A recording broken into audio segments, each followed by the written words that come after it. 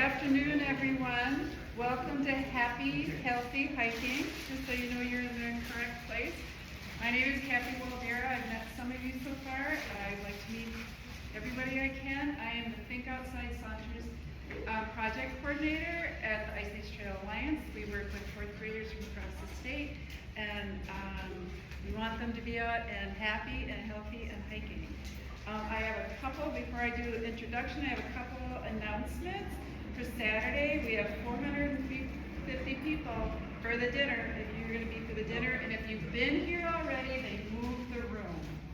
So the social gathering is 4 to 6, and everyone will be in a different room. You'll see where the crowd is going.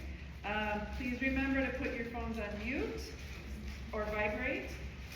If you really need to take a call, we just ask you to step outside. This is from 3 to 4:15, and this is Tiffany. I'm not sure how Virag. I'm gonna let you introduce yourself, and Sure. then we can get going. Is that good? Sure. So my name's Tiffany. I own a physical therapy practice here in downtown Madison, Wisconsin. If you've never been to Madison this time of year, this is literally one of my favorite weekends. Make sure you go down to the square and see the tulips before you leave. They're awesome. They do a really beautiful job. I've been a physical therapist for 20 years. Prior to my own practice, which I started about 10 years ago, I worked for university-based healthcare systems in Wisconsin and in Michigan. And so I'm going to tell a little story. First off, congratulations for surviving 3 days of the Ice Age Trail Conference. So hopefully the best is yet to come, but I feel like rivaling our hike is kind of a hard gig. Also following Barney's talk last night, that's a hard act to follow. So there's been a lot of really good talks today. So here we go. Is there a clicker? Or? I can't see them. You might need me for a video. Okay, that's all right, so pre-talk appreciation. I'm used to like more formal academic things. So thanks to the Ice Age Trail for this conference, the Marriott for putting it on, all the sponsors, and the National Park System. This is my first full conference, so it's been a really great experience so far. And I want to dedicate this talk to my dog, Marshall. I know some people in this room, and if you ever hike with me and my dog, Marshall, you know that he is the ultimate pack leader, and he's really what brought me to the Ice Age Trail. So I have Marshall to thank. He crossed the Rainbow Bridge Black Friday this year, and I adopted another dog in January who's got big paws to fill. My goal was to finish the trail with Marshall, but sometimes life throws you a hitch when you're giddy up. So, while I'm a licensed physical therapist, before anybody starts an exercise program, the disclosures like see your doctor, make sure you're safe to exercise, all that good stuff. And I gave just some general principles in this, so this isn't really specific advice for anybody. So if there's something that I said that doesn't agree with you, like don't try to force yourself into it. See a professional. So this is for educational purposes. So as physical therapists, if anybody's, how many people in here have seen a PT? Okay, all right, that's most people. That's good. Job security. So we're movement experts. I had a great PT last year. I called him the tweaker. He could take an exercise and really fine tune it, and I think that was his superpower. I think he learned that through his own misfortunes, but I learned a lot from him even as a PT, seeing him. Most people go into the profession because we want to keep people moving, we want people to be healthy, and we want people to be hitting their life targets. So we are the problem solvers of bodies and quality of life, and this is defined differently for everybody. So the inspiration for this talk is starting kind of from Courchevel, France. Some of you know this story a little bit, but what do you see about this photo? Tell me what this photo looks like to you. Cold. It's cold. What about the color? It's very flat lighting, isn't it? And then if you notice one thing here, my goggles, those are not for that kind of lighting condition. So Moral of the story is buy clear lenses. But this was a beautiful day in Courchevel, France. I was on a trip with the US ski team, once in a lifetime opportunity. I got invited to go cover them for a month in Italy, France, and Slovenia. And this was me before I decided to go out skiing in Courchevel on December 20th in very flat riding, very foggy conditions, and not the best skiing conditions ever. But Courchevel is the most beautiful place that I've ever been in the world. It's completely surrounded by mountains everywhere you look. So it's in the Trois Vallées, 3 valleys.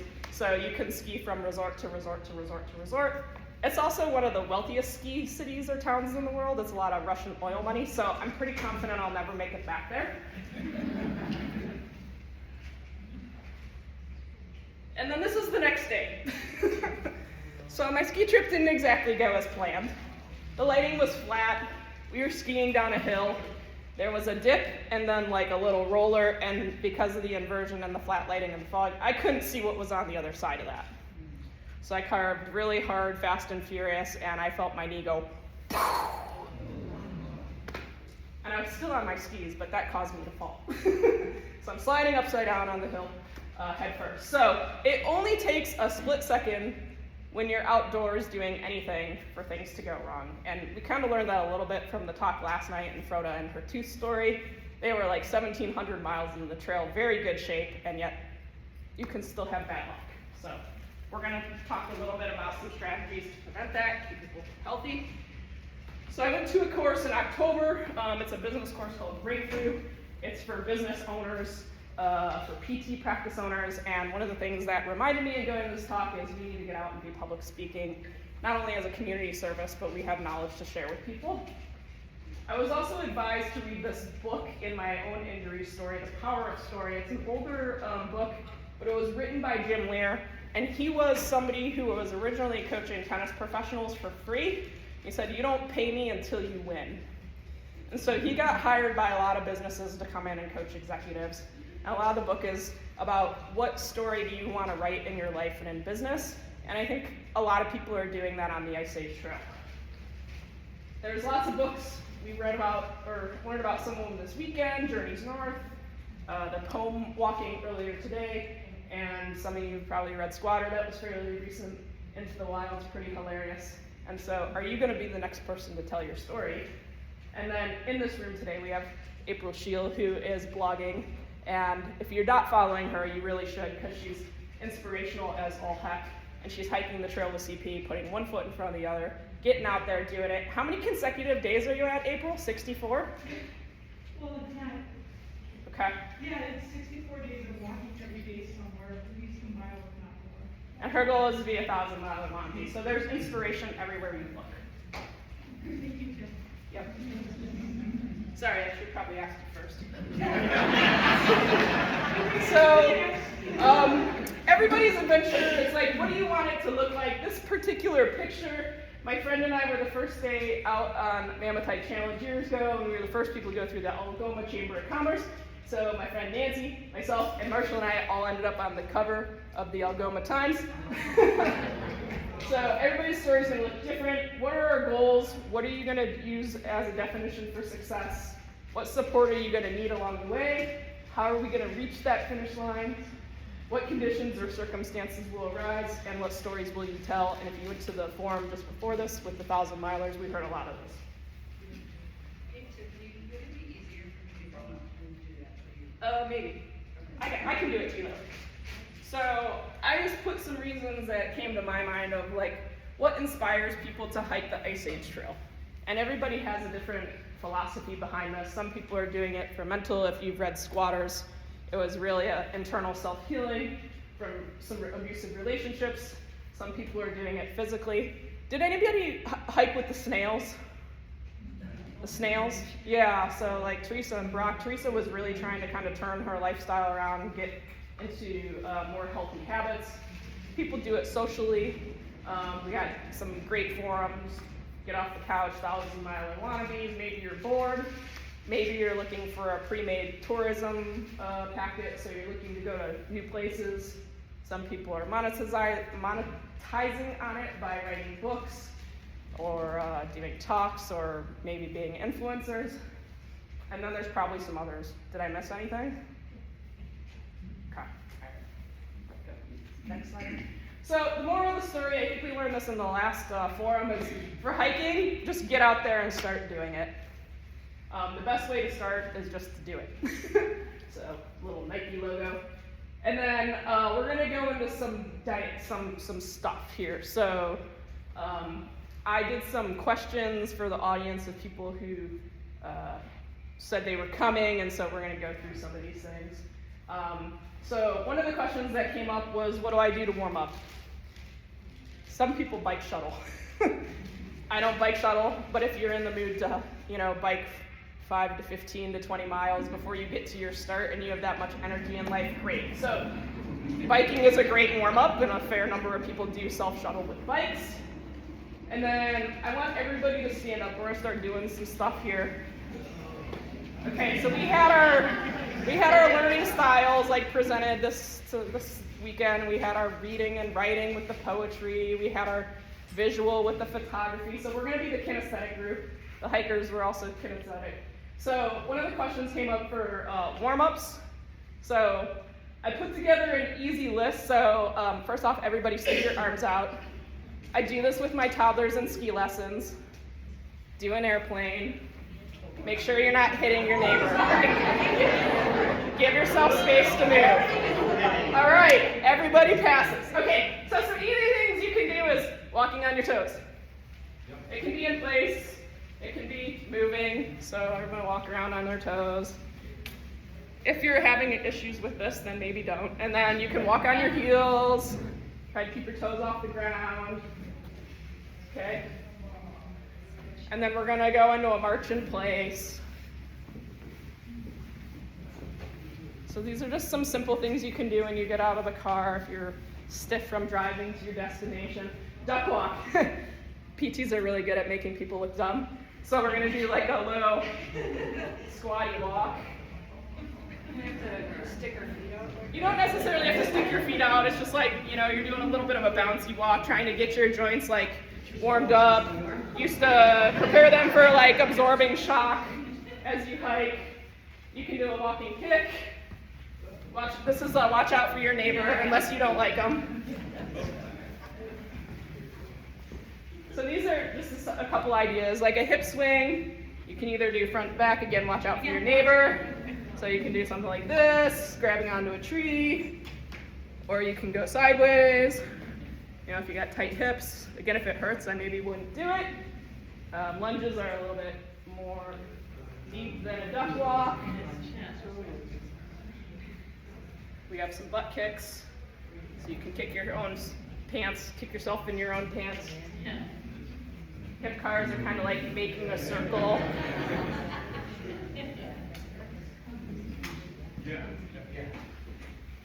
Or you can skip.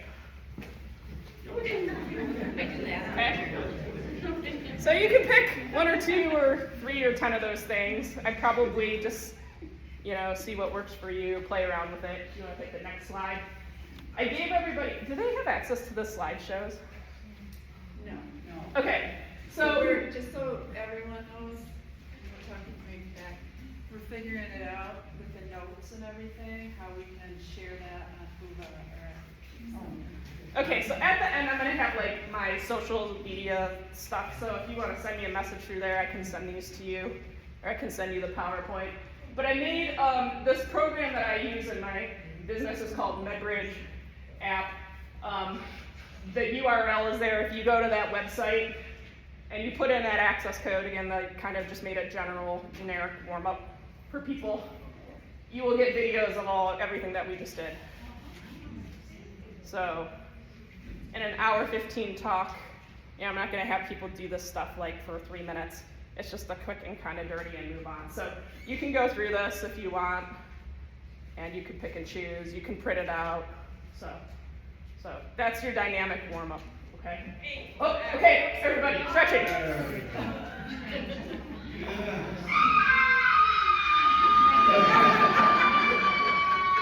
If you had the kind of week I had last week, that's the noise that comes out of your mouth. So that's the Grinch. Okay, next slide. Tim, that one's for you. Okay, so we did some dynamic warm-ups, static stretching. Muscle groups you want to focus on are big muscles, so quads, hamstrings, glutes, calves, shoulders, back maybe. Okay, so we're gonna hit the next slide. And then I have another login. I did these all separate because I put a lot of options on there for people to choose from, so there might be like 3 quad stretches. Don't do them all, like pick what works for you. Or if none of them work, don't do it.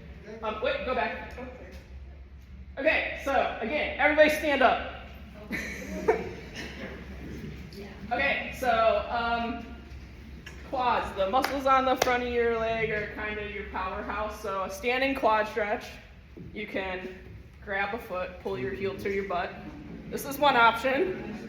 Or another option is to use a bench at the trail. If you're tighter or you need some help with balance. Okay. Or another version, I'm not going to roll on the floor, but you can lay on the floor with a strap or a towel and pull your heel towards yourself. Okay.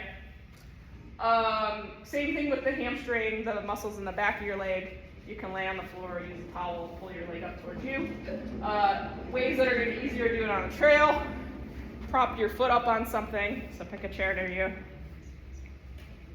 If it's too high, you could just use the floor, and then you're gonna like lean over, like you're gonna touch your toes, and that will stretch the back of your leg. Okay. You can do it on a rock, you can do it on the floor. So there's a couple different variations in there that you can do. With traveling and driving to the trail, I get tight, but like one of the things that really gets me is my hips. So if you find a nice trail bench or your car seat maybe, you can have a seat. So everybody just sit back down. If you can, you cross one leg over the other. And you have options here. You can push your knee towards the floor. So that's gonna feel a little bit different than if you pull your knee up towards you. It'll kind of stretch your hips a little bit. The wall stretch is a pretty common one that a lot of people will know. So we're gonna go stand back up. Pick a wall space or something you can lean on. So I don't know, like come to the wall, and you're gonna do something like here. So you could use a tree or a sign at the trail to stretch the back of your calf.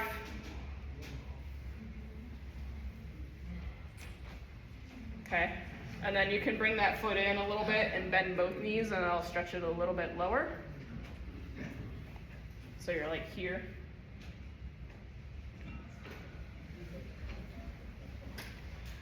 And then I put some, I can't read the shoulder stuff, but like you can do an easy shoulder, like stretch this way if you're gonna hike with poles, just to loosen up the back of your shoulders, or you could do some rolls. And then the other one that I had on there is like a doorway stretch. So if you have a tree and you've been driving and you're tight from leaning over, you can push your arm on a tree and just kind of like in the way. Okay. So Mother Nature makes a good stretching or exercise prop. Okay. What I usually recommend people do for stretches is hold it like half a minute to a minute. Okay. Next slide. Okay, so everybody's gonna stand back up again. Legs and leg strength are longevity in life. So, everybody pick a leg, and you're gonna see if you can stand on that leg for 20 seconds. And if you can't, or you have to put your other leg down, sit down. Tiffany, you know I'm in the room, right? Yep. Use your poles, April. I'll tell you when you can stop. Oh, I didn't even start. So, okay. Everybody start now. Sorry.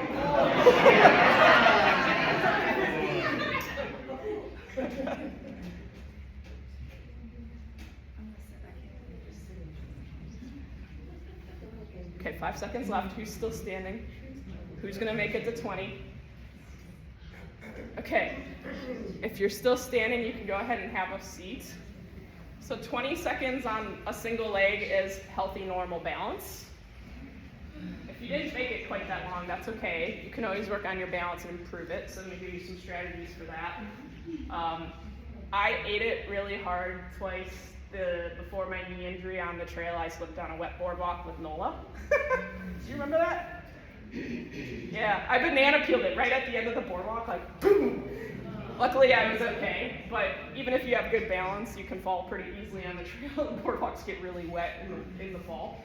And then we were walking through a farm field in Oshera County, and my foot went in a giant hole on private property. And luckily, when I went down like a ton of bricks, my leg came out of the hole.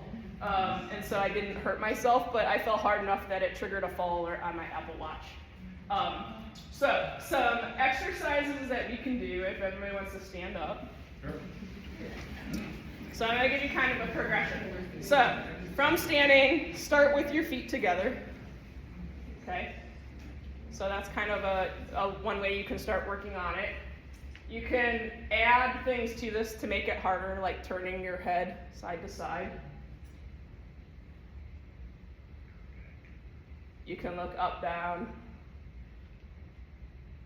If you have a friend, you can throw a ball to them and have them throw it back, or you could bounce it against the wall. You could stand on foam. And you can close your eyes. That'll make it harder. Okay, so these are kind of balance progressions that you can do. So from there, you can go to what we call kind of a half tandem. So your feet aren't in front of each other, but they're halfway. So you're not totally together. It's kind of like the heel of one foot is lined up with the ball of the other foot. So this is a position of progression. You can do all those same things. Head turns, pass a ball, eyes open, eyes closed, stand on foam. And then the progression from that position would be heel to toe. Again, you can kind of do all those same things, like head turns, that it will make it harder. And then the most advanced would be going into single leg. So you can pick like whatever works for you. Maybe you start with feet together. The other thing that you can do sometimes is, like be somewhere you can grab onto something, or you can also stand in a corner. So if I lose my balance, I just lean back into the corner. Okay. One thing I wanted to mention is there's this app called Switched On. It's a free app, and you can go on there. There is a paid content version of it. It's about $100 a year. There's like free unlocked exercises. And so the head turns that you did, like you could put it on your phone and it'll tell you, look up to the corner, look to the left, look down to the right. So it's an app that can cue you so you have it so you can work on these things by yourself. It's really pretty cool. Again, there's free ones that are unlocked on that app that you can do. So I think working on balance is critical for hikers. Okay, let's go to the next slide. And then this is kind of sorry, I cut and paste that wrong. I'll have to fix this. These are the stretches again. That should be the balance code, but it's not. So I'll correct that. Okay, next slide. And then that Switched On app, again, it can give you external cues to work on balance or agility for your paid version. Okay, let's go on. Strength training. So somebody asked how to build endurance and speed for the trail. There's also like some simple things that you can do in your home to work on your strength before you get out there. The American College of Sports Medicine just changed the guidelines. They were saying 3 days a week for strength work, but they reduced it to twice. And if you've ever been ever had an injury and really been forced into trying to build muscle back, 3 days a week is really exhausting. It's really hard, especially as we get older. We just don't put the muscle on quite as easily. And so I think 2 days is a little bit more realistic for most people because we have life going on. We've got families, we've got jobs, we've got pets, whatever. And for me, when I was doing 3 days a week, I kind of felt like I was overtraining and I was constantly tired. So when you're doing strength training for hiking, I would say think of large muscle groups. Again, some of those muscles that we did stretches for earlier. For your lower body, quads are your powerhouse, hamstrings, calves or glutes. For core, there's different things you can do.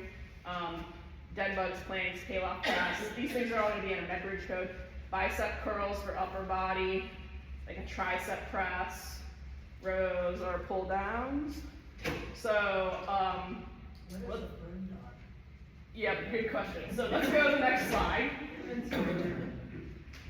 Okay, so I want everybody to stand up again, or you could do some of this upper body stuff in your chair.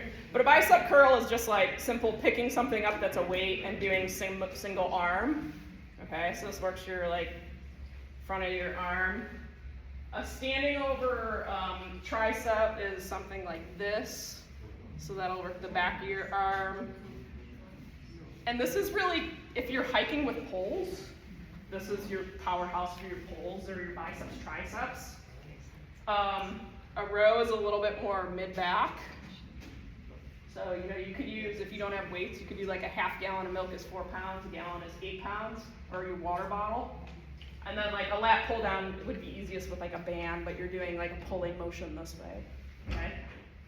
Let's go, so that's some upper body stuff. So let's go to next slide. So core.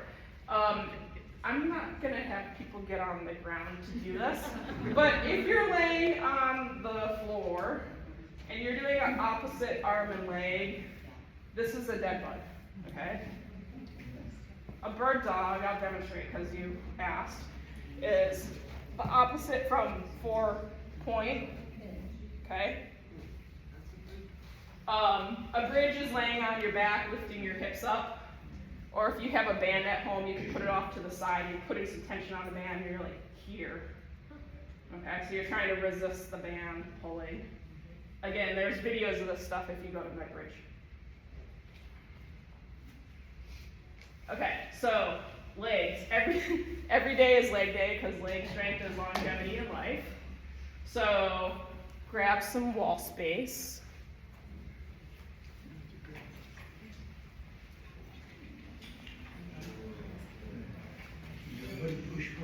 Then put your back against the wall.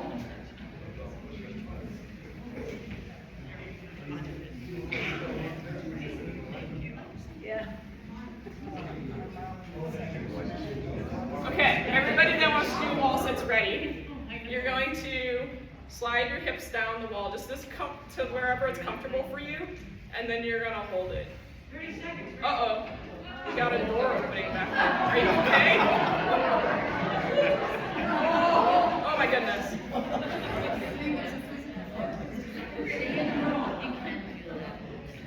If you hold this long enough or you go deep enough, you should feel it working the front of your thighs. Okay. You can go back to your seats. So I tried to give you guys things that you also need like zero equipment for. Maybe a band. So if you want to make it a little bit more dynamic, you're going to be tired before you even go hiking. This is the cross training. This is what you do on Monday and Wednesday so you can hike on Saturday and Sunday. So you can do a sit to stand if people want to do this. Okay. We talked about lunges a little bit before as like a dynamic warm-up. Okay, so has anybody ever done the Manitou Incline in here? The what? Yeah. The Manitou Incline? Like 300 steps. Yes. And what was the other thing that you noticed about those steps? They're very high. They're very high. When I did it, they suggest not hiking with dogs, and there was a guy and his chihuahua. And I could not keep up with the chihuahua. But the guy would ditch his chihuahua because of the height of the steps, and so me and the chihuahua were in this competition together. I have to lift the chihuahua up the step because some of them were really high. And you're gonna find this on the trail or anywhere you hike. So doing something like a high step up, maybe you start lower, like a 2-inch step, a 4-inch step, a 6-inch step, but this is a hiking exercise. Because you're gonna find those big steps on the trail. You're gonna find rocks. So you can do step ups of varying height. I'm not gonna have people get up on their chairs. Again, these are just some ideas. You can maybe pick like 1 or 2 or 3 things. Okay, so working on the back of our legs. You guys are gonna get your workout You in. did this after lunch so we can work on I mean, they made sure that we put this at the end so I don't scare people off of the rest of the conference. So you're gonna think you're gonna be exercising straight for 3 days. So a hamstring curl, you're just pulling your heel towards your bottom. Okay, so that works the back of your legs. What do we got else on this list? A standing heel raise with support. If you hold onto your chair, coming up onto your toes. So this is an exercise you can do for your calf.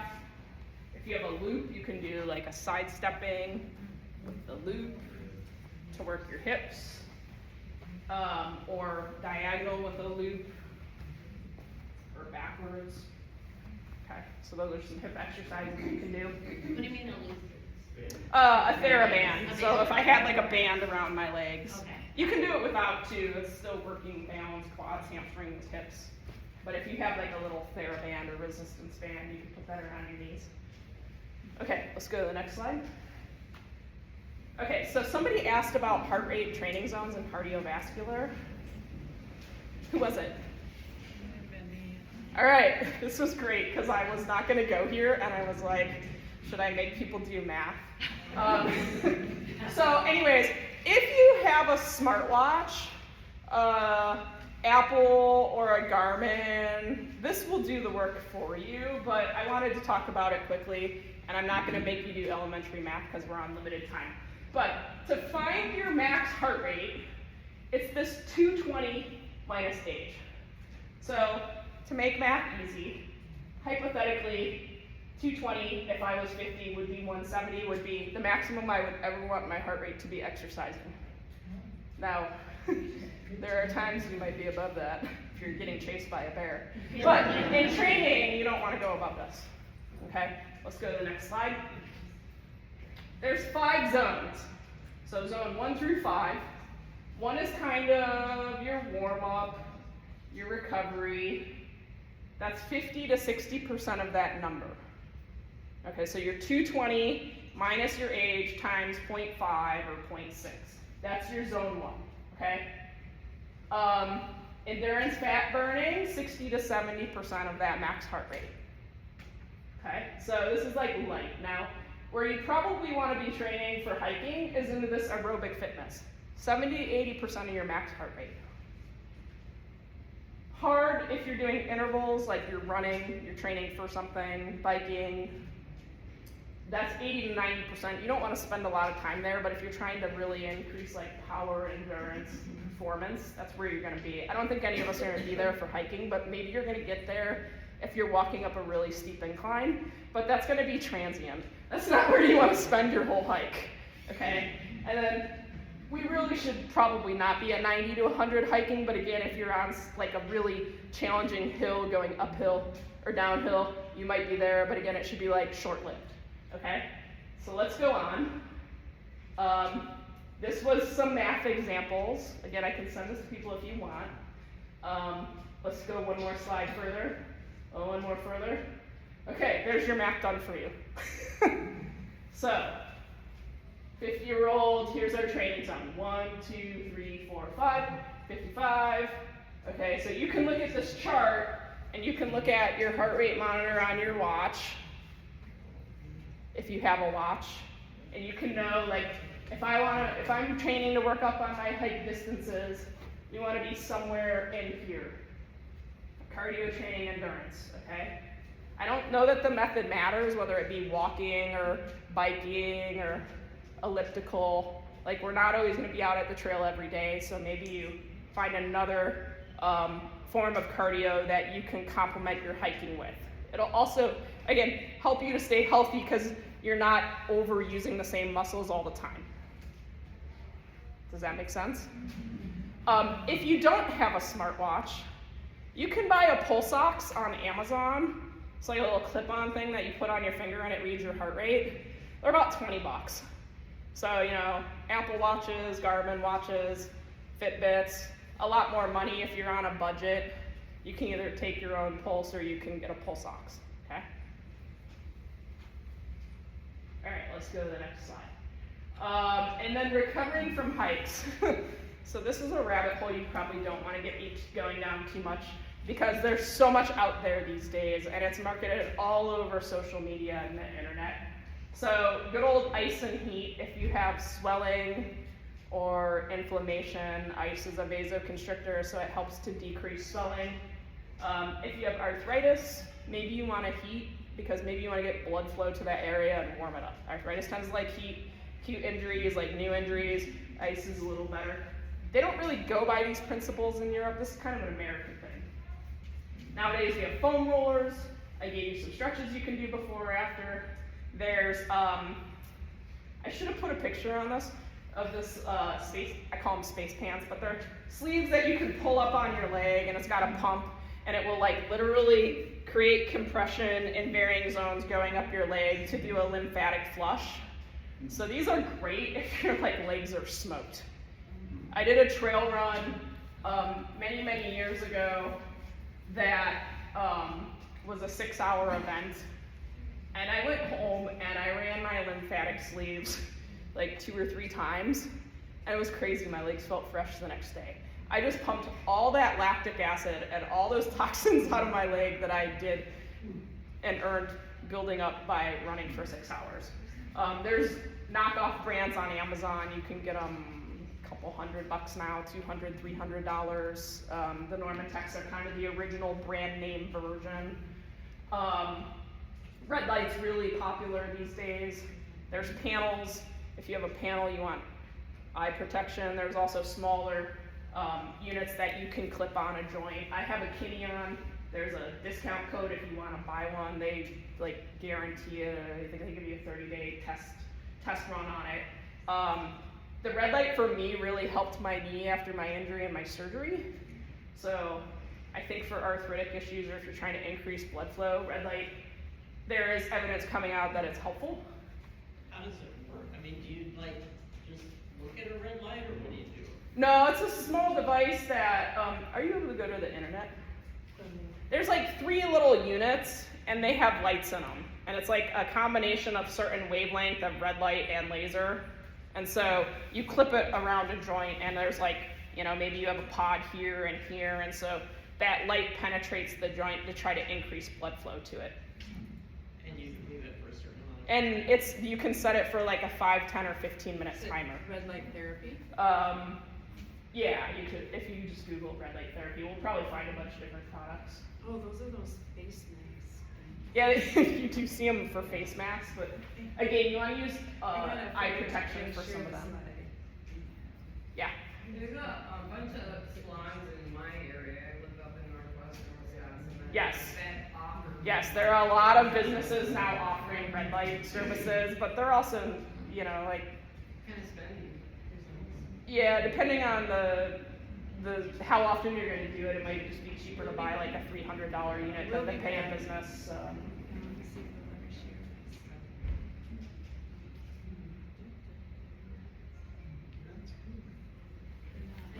Well, that was.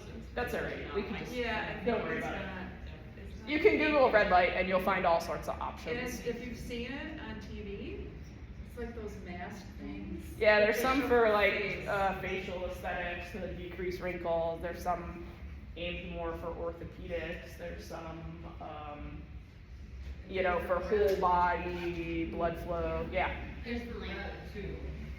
There's an Infrared, yeah. too. Infrared is different, but infrared is another thing you can do. PEMF is, like I said, like we could talk all day about recovery stuff. You probably don't want to get me down that rabbit hole. These are just some things that I like. Mark Pro is a stimulator. It's what MLB uses, but you put the electrodes on and it creates a muscle pump. And again, it kind of like the Normatec, the idea is to create a light muscle pump and flush out the toxins. NewFit is another stimulator that the pros use. Dry needling, PTs do that all the time for like muscle knots, massage, you know, there's like all sorts of things that you can do for recovery. You could see somebody or you could buy a product that you could use yourself. Yeah, you could probably spend every dime in your bank account on recovery equipment if you really wanted to. I don't recommend doing that. Okay, let's go to the next slide. Somebody asked about hydration. If you went to the the first talk this morning about leave no trace, they talked about this a little bit. Someone asked about sourcing water on the trail. I'm a day hiker, so I've never sourced water on the trail. But I have done some backpacking, and generally what I've used, my brother is a fan of the Sawyer Squeeze. That's more of a backpacking system. It's about this big, the filter. You can attach it to a water bottle, or there's bottles you can compress and roll to squeeze the water out and filter it. I have a Life Straw, which is a bag that you scoop the water from the lake or whatever in, and then it's kind of a drip system. So on far out, there are markers for where you can get water. At times when I've hiked by myself, I've also just like dropped water bottles somewhere. But generally, or I've leapfrogged cars. I haven't really had to source water on the trail, but I've done that backpacking. So if you go to your outdoor store, they can help you find a system that works for you. Also, electrolytes are critical to hydration. So you want to make sure that you're getting some sort of electrolyte, not just necessarily drinking only water. Another question that came in was about fueling your hike. They talked about this a little bit in the 1,000 Miler forum, but there's like a lot of talk about protein right now. And so if you talk to a nutritionist, they can tell you exactly how many grams of protein you should be getting based on your target weight. And so quick sources, somebody mentioned in the last one edamame or chickpeas, canned tuna, beef jerky, nuts, string cheese sticks or 6 grams, protein shakes, yogurt, milk. And these are all really quick, easy. Cottage cheese should have been on that list. But these are easy things that you can do before and after to make sure that you're fueling your muscles. You also want to, does somebody have a question? No. Okay. You also want to combine any protein that you're doing with a quick carb that breaks down easily. So fruits, breads, whole grains, because you need that energy. The protein will fuel your muscle, but you also need something for the endurance aspect of it. So you want to combine a protein and a carb. There's also cheater products like pre-workout drinks and all sorts of bars and gels and jelly beans. And if you go into any running store, they will have all sorts of products you could use. Okay. So generally before a workout, again, this is weight dependent, but you want typically at least 10 to 20 grams of protein in a carb. That's a lot of protein. And then consult a nutritionist. We can go ahead. And then afterwards, you want to refuel your muscles within 30 to 60 minutes when your muscles are really thirsty. And the general guideline there is 20 to 30 grams of protein, which is a lot. If you do a shake, it's about 20 to 30, so that can hit the nail on the head right away, or you can use some of those other quick sources. Creatine is an interesting topic. I wanted to touch on it a little bit.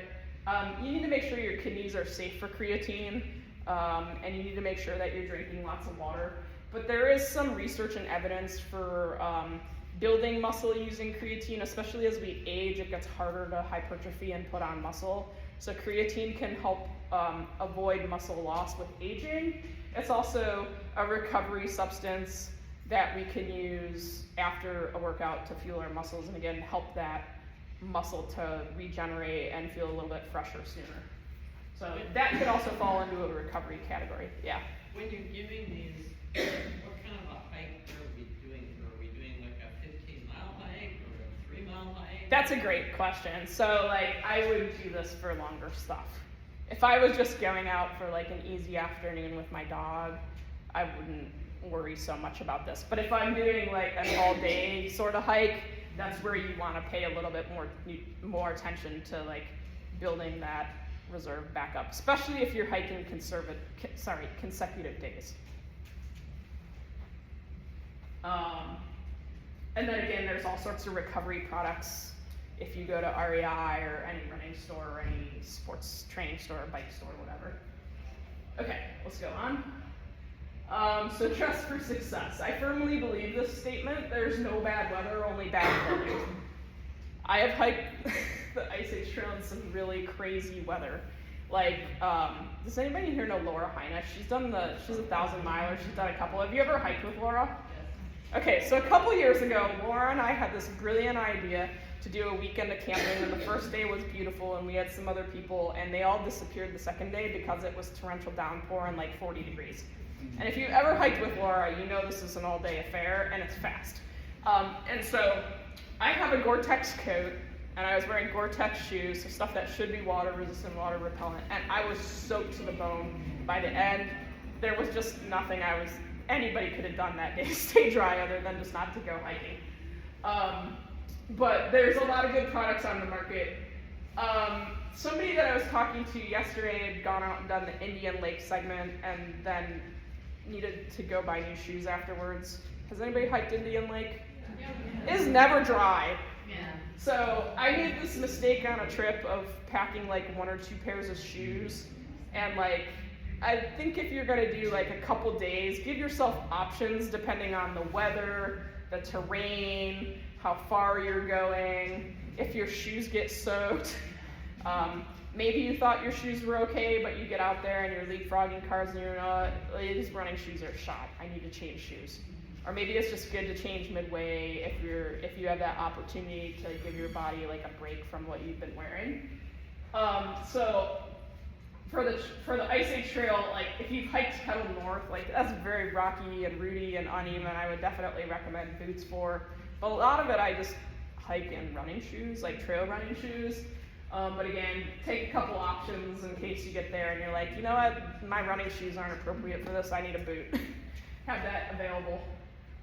Ticks are, aside from Monty, the next mascot of the trail. So socks over pants to keep the ticks from crawling up your legs. And then for foot care, there's different types of materials, but basically synthetic. For me personally, wool socks works the best as long as it has a moisture-wicking substance in it.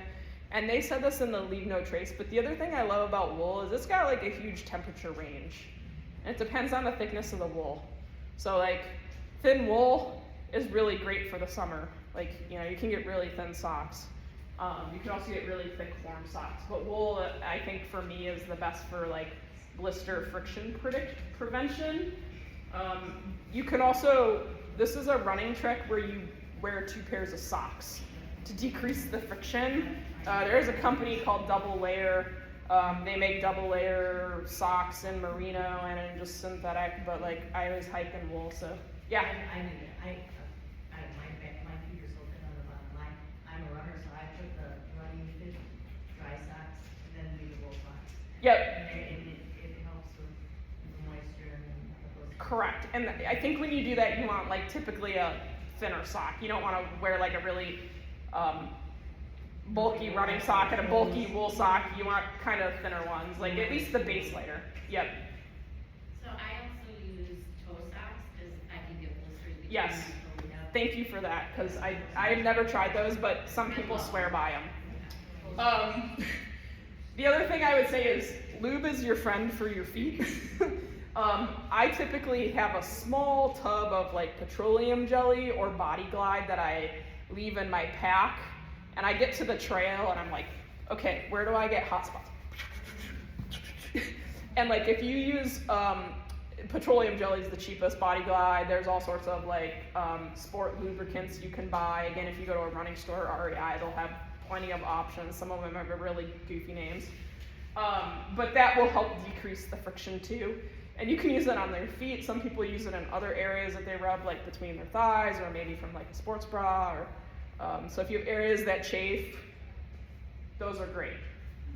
I brought this along because my runner friend over here probably knows what this is, but this is a very strange product that you don't see a lot of. This is called Spenco Second Skin. Has anybody heard of this or seen it?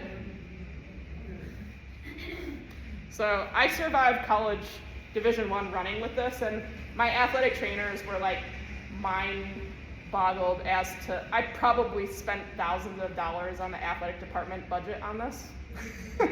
Because I would get a blister, and I would blister under the blister, and I'd blister under the callus, and like it was just an endless like thing. And so like this is a little, sometimes it comes in sheets, sometimes it comes in round things, but it's got a backing on it, and in between is like a really thin jelly that you put on the blister, and it sucks the moisture out of it, but also pads it and cools it and like soothes the pain. And then you would just put like tape or moleskin over it or whatever. Where do you buy that? That's a great question. So Spenco is an insole company. They do sell it on Amazon. You could also probably have to go to the Spenco website because I've not seen this in stores for years.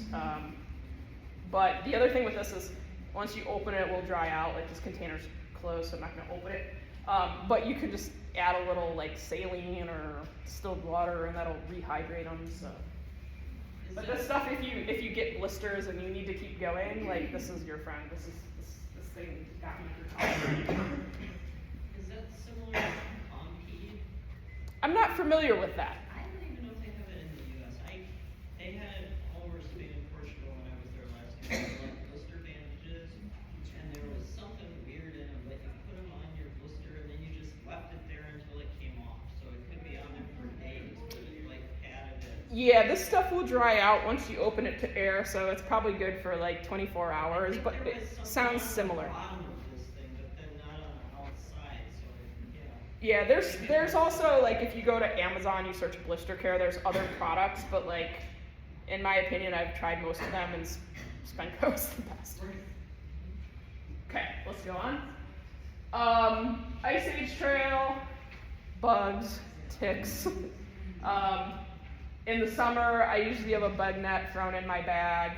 You can get a really cheap bug net at Menards for like $3, or you can go get a really nice fancy one with a hat and all that at REI. Just depends on what your budget is.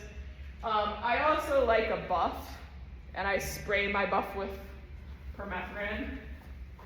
Because if you have hair, ticks get in your hair, so I usually like cover my hair and sometimes even my ears, depending on the season with the buff. Synthetic moisture base layer, again, I like merino. It has a range of temperatures. If you're doing back-to-back days, it also tends to not stink. So maybe if you're hiking for like a week, it'll start to stink. But if you're doing 2 days back-to-back, it's pretty safe in the smell department. But again, keep you dry, keep you warm. They sell different layer thicknesses. With Smart Wool and Icebreaker, they usually rate it. There's like a number they'll give it, kind of like down, different thicknesses for different ranges. I also like in the shirt department collars that I can zip up again because of bugs and ticks. And I usually hike in pants, but some people hike in shorts, and you know, I hike in pants. I have like summer hiking pants and winter hiking pants. And then I talked a little bit about Gore-Tex for water resistance, or Gore-Tex is also a really great insulation material for, they make pants and coats of it. And gloves and, okay, so here's our state bird. Mosquitoes, next one. Ah! God, these things creep me out. They can be really tiny, like the size of a PennDOT. So the dog that I got in January, the owners never found a tick on it, but when you adopt a dog, they test it. That dog had Lyme's disease and Rocky Mountain. My last dog that I hiked with had Lyme's when I got him. I think if you have a hiking dog, they're gonna get a Lyme, like a tick-borne illness at some point, even if you use preventative, because they can be so small you don't even see them, which is really kind of gross, and they're bad this year. Like I picked one out of my dog's ear the other day, and he was in my backyard in like suburban Madison. He wasn't even in the woods. Okay, so some insect survival must-haves. I should probably get sponsorship from these companies because I've sold a lot of these things to friends. Not me personally, but if you're camping, I love the Thermacell. Does anybody use these? Yeah. Oh, like. I was like, screened in house or Thermacell. This thing is amazing. So it has a little butane cartridge. If you're really creative, you can go on YouTube and watch videos how to refill it, or you can buy the refills. They also have lithium battery rechargeable ones. There's like a pad. I don't know if you can see this blue thing. There's pad refills, and then you like turn it on. And it creates a little bit of like this very fine smoke. And I've been camping with this thing, and it gives you about a 10 to 15 foot bubble, of like no mosquitoes. And I've been camping, and you can hear the cloud outside of you. Bzzz. I mean, they're like, occasionally you'll get like a one like rogue mosquito that will try to penetrate the cloud, and then it's like, oh, it's a bad idea, and they take off. So this thing is like amazing if you're camping or backpacking. Like if I was I took this backpacking last year. These are about $20 at Menards, worth every penny you spend on them. I've sold them to campers and non-campers because they come over to my house and be like, why don't you have mosquitoes? I'm like, I got a Thermacell. And then permethrin is my friend for ticks and mosquitoes also. The only place I've really found the aerosol is on Walmart or Amazon. But I like the aerosol better because it puts a fine mist on everything, whereas the pump spray does like these really thick streaks. So about $10, totally worth it. This is Sawyer's permethrin. Some people use something called somebody help me out here. Picadarn. Yeah, I've never used that. It's just on skin. You can't use that. This is to treat clothes. That's for clothes. Yeah, I've also sprayed my sleeping bag, my dog's bed. If you have a cat, this is toxic, so don't buy it. But it's safe for dogs. So like, I will spray my dog's collar, harness. Sometimes if I expect it to be really bad, I'll put like, as ridiculous as it is, a t-shirt on my dog treated with this. But the stuff is great. It's a pre-treat, it's good for about 6 washes. It will break down in sun and UV. And then if you have dogs, there's this product, it's like a little boutique company. I found it on Amazon.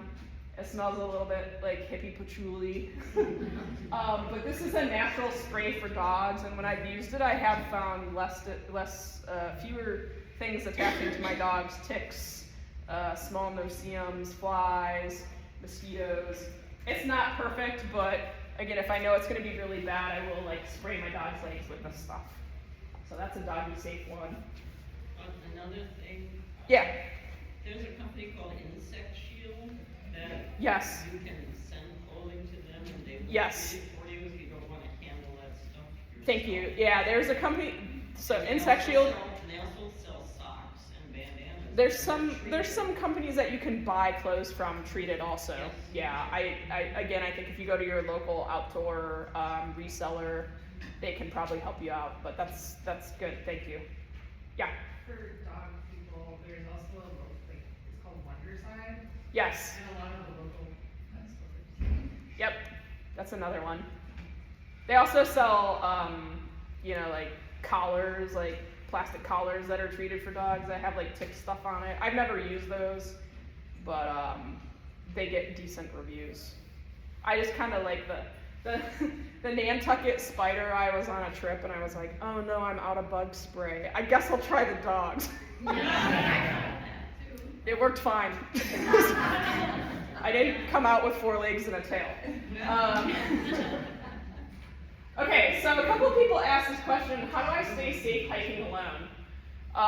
So when I first started hiking, it was like the COVID bandwagon of jumping on the Ice Age trail and thinking I'm gonna like out and back hike this trail by myself with my dog.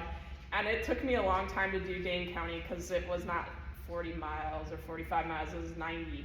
And so I did Dane County, and the next county up is at Columbia County, doing all out and backs. And I was like, at the rate I'm going with this, like, I just hiked 12 miles when on the map it's only 6. So I gotta find some friends.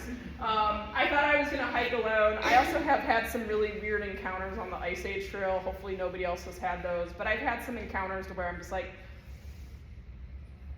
I think I'm gonna stick with friends. Because you have a social support system. Everybody that's in this room is here for the reason of probably wanting to hike more, network with other hikers, learn some things about conservation, hiking.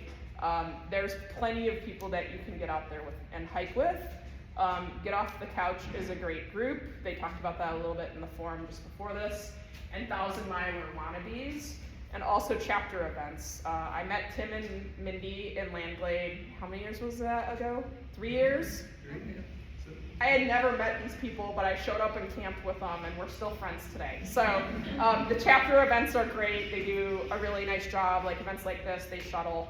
So I'm not criticizing you if you want to hike alone, but I think if you're gonna like not rely on help of trail angels, it's doable, but it's gonna take you longer. So it's just, again, everybody's got to hike their own hike and write their own story, and what do you want that to look like?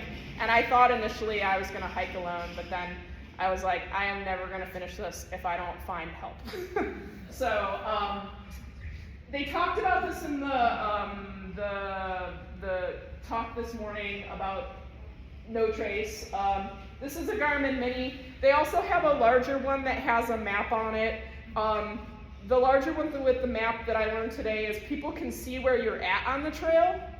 So if you're hiking alone, always give your coordinates to somebody, like your friends, your family, your spouse, so they know where you're leaving from, when you should be back, how long. So if you disappear, something happens, or you leave your keys in the wrong place and you have to hike back 12 miles, which we've all done that, then they can at least see like, okay, you're still moving and making progress, and maybe they can get you some help. I also, since starting the trail and deciding I needed help, I started hitting up trail angels, and they've all been wonderful. And so that convinced me that I should also sign up to be a trail angel, because this is a service that I'm using. So if you're gonna hike alone and you don't have family in the area, I would highly recommend calling up some of the trail angels and just being like, hey, my name's Tiffany. I'm gonna come up to Manitowoc. I'm gonna be hiking for 2 or 3 days. Can we just do some check-ins? And that way, if you have a flat tire or your reservation and your campsite, you show up in a through hike situation, somebody else is there, you don't feel safe staying there, you have an emergency net you can call. So hit up the trail angels, they've all been wonderful. I talked a little bit about the Apple Watch and Garmin, but it's good if you have something with a fall alert on it, in case you fall and you get really hurt and you can't call for help. If somebody's seeing a Garmin or an Apple and you're not moving, they know to come looking for you. But when I fell, this thing called EMS, and I had to immediately be like, no, cancel. I was 2 miles from the car, but I was like, what do I do if I can't walk on my leg? What if my ankle had broken? What am I gonna do? I'm with 2 other people. Can they help me get to the 2 miles of the next road? I don't know. Extra batteries, solar charger, flashlight, fuel, water, snacks. Never carry too much food. So some snacks. I always like to have some form of sugar, in case you or somebody else needs it, or you run across, heaven forbid, somebody in a diabetic episode. The fastest thing they get is sugar. Ski Patrol, we give them frosting. This is kind of cool. The woman earlier today had waterproof matches, but my brother introduced me to mini blowtorches. So in case you have to spend the night somewhere, this is a refillable butane. It was $3 at Menards. So last year, my brother came in, and he and I were in Bayfield. We did a hiking site on the Apostle Islands on the mainland. It had been raining all day, and he had, this is a funny story, he had a Zippo lighter, and because everything was so wet, he was trying to start a fire, and we got the birch, and we got the paper bark off the birch, and he's trying to light it and light it and light it. The stuff was so wet, we couldn't get it lit. And so we ate dinner, we had, boiled water, ate dinner, and then I was like, I'm gonna give it a last-ditch effort to start the fire. I had not tried this, but I had Trader Joe's silverware. Does anybody know what that is? Or have you used it? So at Trader Joe checkout, they have forks, spoons, knives. They are dried wood in a wrapper. And we weren't eating breakfast. And I had I don't know why, I took 8 forks. But I was like, okay, last ditch effort. I'm throwing all of the Trader Joe's silverware in the fire. We had one of those so my brother, who was search and rescue for the military, had been trying for 2 hours to get a fire going. And I pull out the Trader Joe wood forks that are dry as a bone because they're sealed, and I got the fire going. And he's like, well, I tried everything out for you. I was like, okay. So anyways, it's good to have fuel in case you need to start a fire if you're alone. Walkie-talkies, broad range, or you have your Garmin devices if you want to spend more money. For safety, we probably heard this weekend, a whistle, a horn, dog or bear spray. I've encountered dogs on the trail. I hike with a dog, but like those things work. Something to make noise, like a whistle in case you encounter a weird human. I adopted a 4-legged hiker, but you could also borrow a furry from a friend or foster if you don't want to have a dog, but you like the idea of hiking with a dog to keep you safe. My last dog was big and kind of scary, so people left us alone. We talked about the giving agenda and location to others and using trail angels, having situational awareness, like don't wear earbuds or music, because then you can't hear what's coming up, whether it be a bear or a weird person. I hike as a trail angel. I hosted a hiker a couple years ago, and this was a woman who hiked alone with her 2 dogs. And I said, "Do you ever feel unsafe hiking alone?" And she said, and she was backpacking. She would do like segments, but she would do days at a time. And so her tip was she would always set up her tent at least a mile in from any road. So you're not visible to people driving by. Like, sure, people walking by might see you, but she never set it up anywhere near a trailhead or a road, just out of personal safety. 10 minutes. Okay, cool. Let's move on. I talked about the groups you can join. Emergency management, how to manage the oh no moments. Know your cell phone range. If you're going to be out of range, you might want walkie-talkies or a Garmin device. Hike with others, carry ID. In the smartphones now, you can put in medical stuff. So like my Apple iPhone, I can put in my drug allergies, my emergency contact. That's good stuff to have in your phone in case like you're not responsive but your phone's on you. Someone can, hand that in, and then if you need transport somewhere, they know who you are. They know like this person's allergic to NSAIDs or whatever. So use your phone, medical stuff. Have your emergency contacts in there. We talked about some backup batteries or solar for your phones, flashlights, fire starter, snacks, water. The other stuff. Okay, so I wanted to talk about this for a second. Cravat. Let's go to the next slide. So Mindy knows this photo. Does anybody know who this guy is? What was his name? He is in Langlade County, and we followed him into the woods to see some railroad shelters. And he shows up, and he's like in this horrid sling, and like he had just broken his shoulder, and he's walking along, and he takes us to like these hidden communities by lumber camp. And we're like, should we be following this guy? But he was totally fine, and he helps hikers out. You'll find him in the parking lot sometime. So I had what we call in ski patrol a cravat.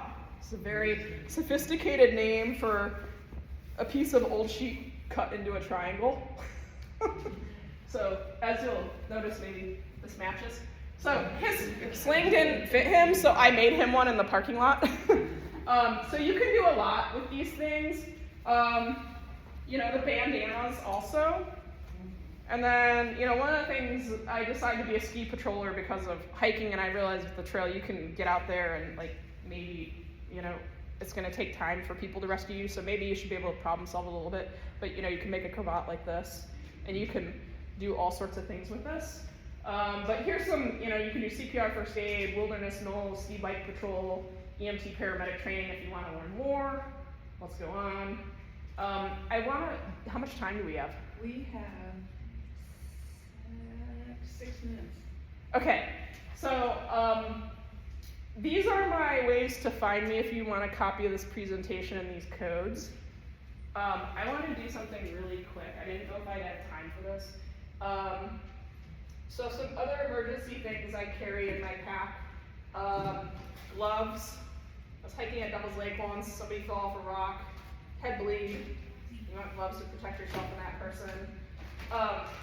I bought this for Langlade. It's called a quick litter. So this is imagine this tablecloth but with handles on the sides, on both sides. So if you have somebody who gets hurt and you have 6 people, You can either put them on it and carry them out, or you can drag them and get them closer to help. These, I've never used this, thankfully. They're about 25 bucks on Amazon. So if you're gonna be hiking with a group and you're concerned about somebody, I bought this when my dog got older because I was like, what happens if he gets hurt? And somebody told a story in the 1,000 Mile Forum. I missed the first part of it. Poles. So I'm gonna, can I borrow a body for a minute? Mindy, can I use you?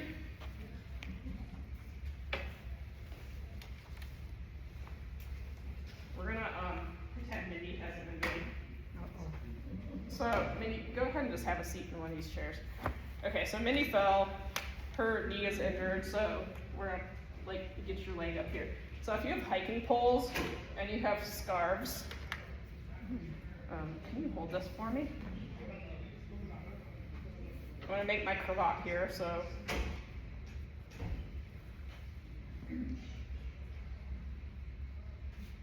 So I wrap this around the pole, so there's a pole on each side of her leg. I'm gonna tie this on. You don't want it too tight. Give a couple of them. You're gonna go above and below the injured joint. This is like 101, real fast, quick and dirty. You would learn way more in detail if you took a emergency response course. Sometimes I put my cravats in donuts. This makes them smaller.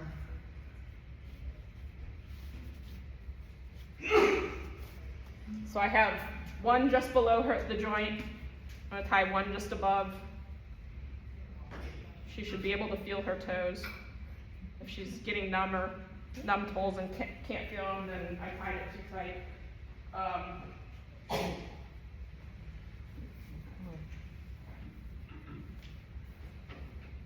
So I got some long levers here, so I'm gonna do 4 of these. So I'm making Mindy a makeshift splint out of something that I had, and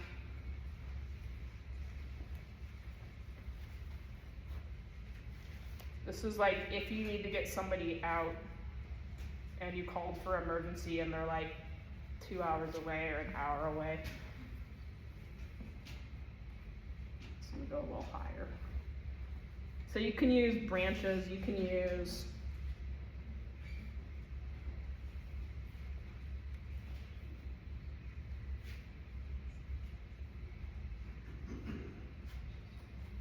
Does that feel pretty secure on your knee? I mean, you should, yeah, well, because I don't have anything behind it, but at least you're supported. I could put you on that quick litter, and if I have help, we can, your leg is kind of splinted for the most part.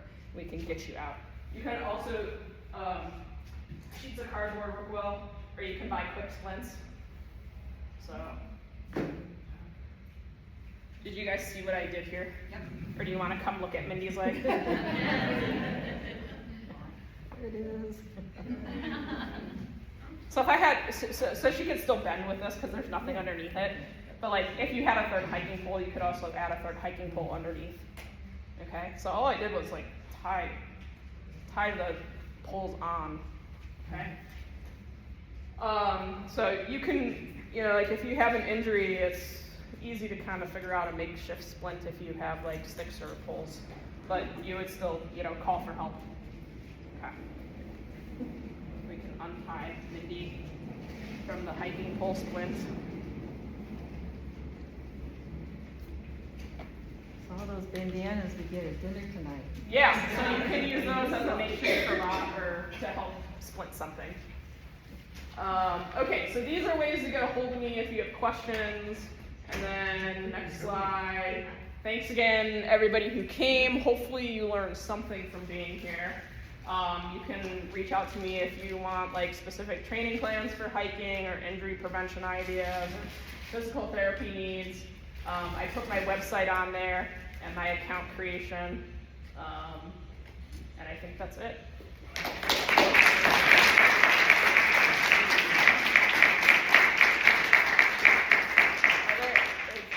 Time for questions. Do people have questions? If anybody wants to, it's 2:15 on here, but it's really 4:15. Yep. If anybody wants to ask questions, stay, otherwise. Yeah, if anybody wants to come ask questions, just come talk to me. It's a lot in a short amount of time. Yep.